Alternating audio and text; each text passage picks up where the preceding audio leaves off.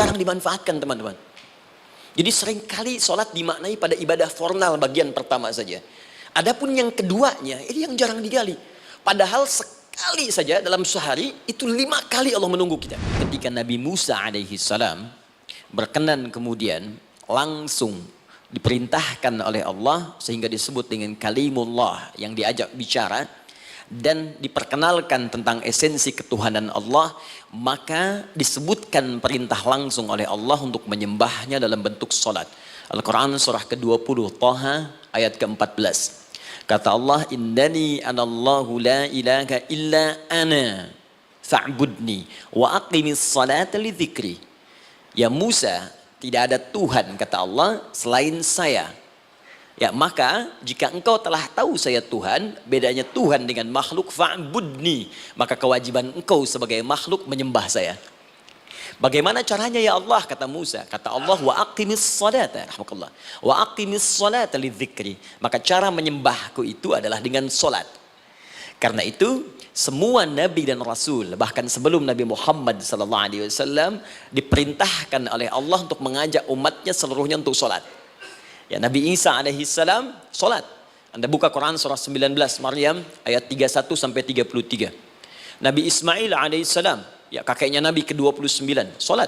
Bahkan meminta keluarganya solat. Quran surah ke-19 ayat 55. Wa kana ya'muru ahlahu bis salah. Nabi Zakaria, saudaranya Imran, solat. Quran surah ketiga, ya, ayat ke-38 sampai dengan 39. Ayat 39-nya tegas mengatakan, fanadathu malaika wa huwa qa'imun yusalli fil mihrab. Jadi kalau kita urutkan dari Nabi Muhammad SAW sampai Nabi Adam alaihissalam, semua menunaikan salat kepada Allah Subhanahu wa taala.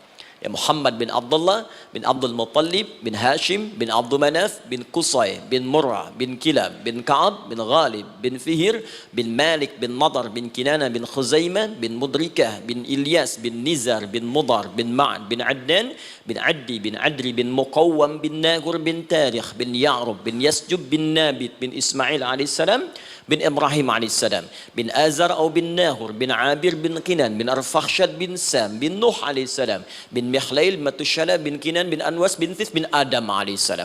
Dari Nabi Muhammad SAW sampai Nabi Adam semua salat. Coba ulangi.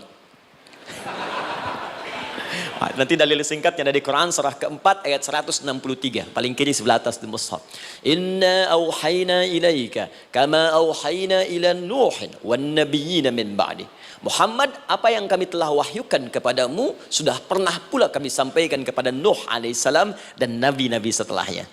Kenapa tidak disebutkan Adam sebelumnya? Karena Adam itu nabi bukan rasul. Nabi diberikan risalah untuk pribadi dan kalangan dekatnya. Rasul diberikan risalah tugas untuk mengajak umat. Kenapa Nabi Adam bukan rasul? Karena zaman Nabi Adam belum ada umat. Siapa yang mau diajak? Ya? Ini bagian pertama. Jadi kalau kita hari ini masih mendapat kesempatan sholat, alhamdulillah, ini artinya sampai hari ini kita masih benar-benar manusia. Kan kalau ada orang yang kemudian tidak mau beribadah apalagi sholat, terkhusus ketika dia beriman, maka penting dipertanyakan, masihkah ada iman dalam dirinya? Karena itu kata Allah dalam Al-Quran, surah ke-8 ayat yang kedua, aku akan perdengarkan namaku, sehingga ketika disebutkan itu, kita bisa menguji adakah getaran iman dalam jiwa kita. Quran surah 8 Al-Anfal ayat kedua. Innamal mu'minuna alladzina idza dzukirallahu wajilat qulubuhum. Sungguh orang yang masih punya iman itu, kalau diperdengarkan nama Allah kepadanya, akan ada getaran dalam jiwanya. Karena itu setiap hari 5 kali diperdengarkan nama Allah. Untuk menguji di jiwa kita masih ada iman tidak? Bahkan dari bangun tidur, bayangkan waktunya dibagi sempurna persis. Dari mulai subuh baru bangun, menjelang ke siang, mau berakhir siang ke sore, sore pindah ke maghrib, hilang kemudian muncul gelap malam. 5 kali persis dibagi waktu. Diperdengarkan untuk menguji. Kira-kira setelah subuh siang masih ada nggak iman? Sore masih ada nggak? Ya Allahu Akbar, Allahu Akbar. Karena itu kalau iman masih ada melekat di jiwa kita, demi Allah saya katakan, begitu kita mendengar suara azan, pasti hati kita akan mengatakan, Allahu Akbar, Allahu Akbar. Wih, sudah azannya. Pernah begitu? Ya walaupun mungkin setelah selesai la ilaha illallah baru azan, belum qomat. Ya, itu normal, gak apa-apa. Yang penting iman masih ada. Nah, ini menunjukkan ada getaran dalam jiwa. Satu itu. Yang kedua, ini yang jarang dimanfaatkan teman-teman. Jadi seringkali sholat dimaknai pada ibadah formal bagian pertama saja. Adapun yang keduanya, ini yang jarang digali. Padahal sekali saja dalam sehari, itu 5 kali Allah menunggu kita.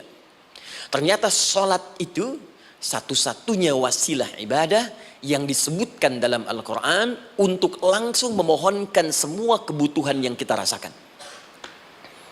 Bahkan sebelum kita diminta sholat, itu kalimat pertamanya bukan ibadahnya. Kata Allah, kau punya masalah apa? Sedang butuh apa? Sedang punya problem apa? Buka Quran surah kedua Al-Baqarah ayat ke-45 sampai 46. Paling kanan pertengahan di usad. Wasta'inu bis-sabri was-salah. Perhatikan kalimatnya, indah sekali. Ya Allah menempatkan sholatnya bagian kedua.